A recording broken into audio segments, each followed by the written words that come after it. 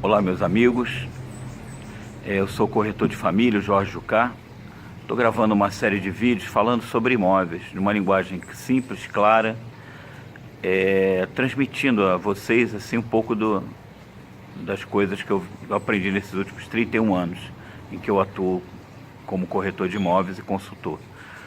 Hoje eu vou falar especificamente sobre terrenos, porque os terrenos parece que eles se dividem em dois grandes grupos, os legalizados e os não legalizados. Aqueles que são legalizados, eles têm o RGI, eles estão de acordo com posturas, com a legislação, código de obra, parcelamento de solo, né? Imagina se não tivesse uma orientação em relação a parcelamento de solo, ia virar uma verdadeira confusão, né, nas cidades.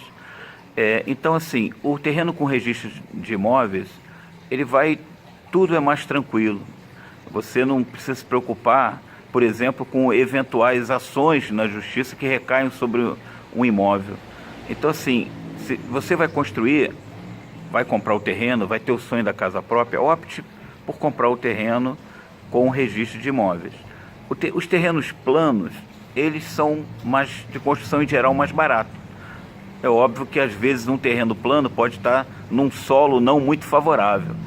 Existem solos vários, né? Eu não entendo de solo, mas há um, por exemplo, de tufa, que é muito mole, uma areia muito mole, tem que se fazer uma sondagem, tem que se fazer um alicerce com outro tipo de preocupações, né? Então, assim, há um outro tipo de terreno também, que é o terreno em aclive, aquele que sobe em relação ao nível da rua. A construção começa a ficar mais cara. E há outros em declive, que eu acredito que a construção ainda seja ainda mais cara.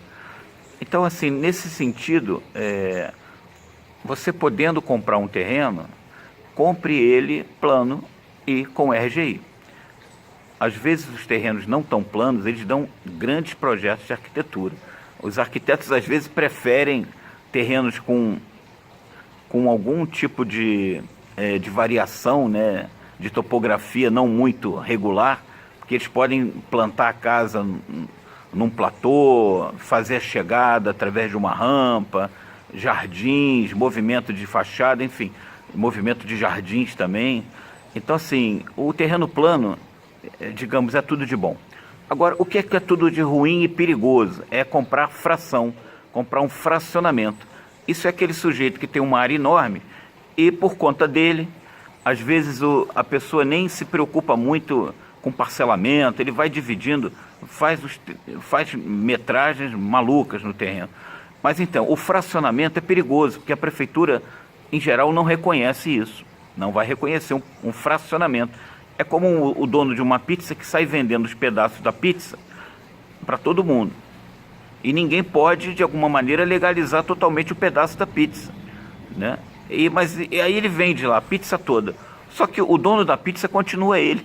Então, se ele sofreu uma penhora, todas aquelas pessoas que compraram as fraçõezinhas que ele vendeu vão estar penhoradas também.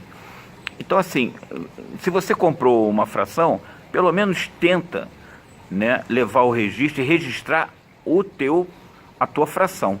Se você fizer isso, você já consegue se livrar de uma penhora. Você vai provar eventualmente em juízo que você comprou aquela fração, aquele pedaço da pizza, que seria a fração. Então, terrenos têm essa questão, né? Em geral, com RGI é muito mais caro. Agora, a fração também, já tem cartório que não está mais fazendo escritura de fração.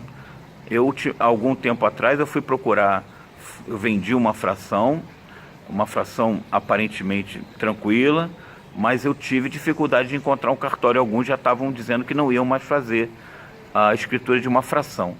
Então, assim, fica essa dica, essa orientação, tem que se tomar cuidado em relação a terreno, né? Porque às vezes você vai, por exemplo, comprar um terreno em aclive, que ele sobe em relação ao nível da rua, você às vezes tem que usar máquina para desbastar, às vezes quase sempre. E aí imagina, uma máquina, quanto custa uma hora de máquina? E você vai ter que fazer muito provavelmente um muro no final de contenção. E será que vai ser suficiente? O que tem por trás disso?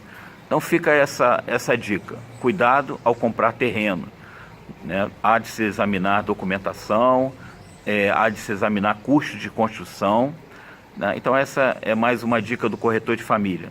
Um abraço a todos e até o próximo vídeo.